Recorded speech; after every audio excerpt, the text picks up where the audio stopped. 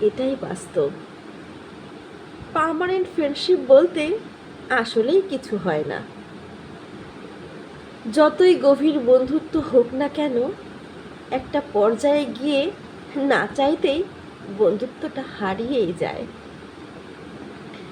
একসময় আপনি যার সাথে খুব ক্লোজ ছিলেন, এখন তাদের সঙ্গে সম্পর্কটা টিকে আছে ঠিকই, কিন্তু আগের মতো ক্লোজনেসটা আর নেই। তাই যাকে নিজের বেস্ট ফ্রেন্ড বলে দাবি করতেন, এক সময় দেখবেন সে আর আগের জায়গাতেই নেই। সারাটা জীবন আপনার বন্ধু হয়ে থাকবে, কেউ না কেউ নিশ্চয়ই থাকবে, কিন্তু পার্মানেন্ট বলতে কাউকেই পাবেন না। বহু পরিবর্তন হবে।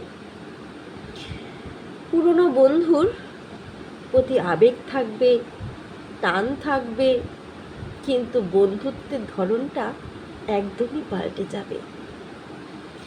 পার্মানেন্ট ফ্রেন্ডশিপ বলতে আদতেই কিছুই হয় না, সত্যিই কিছু হয় না। কোনো সম্পর্কই পার্মানেন্ট হতে পারে না।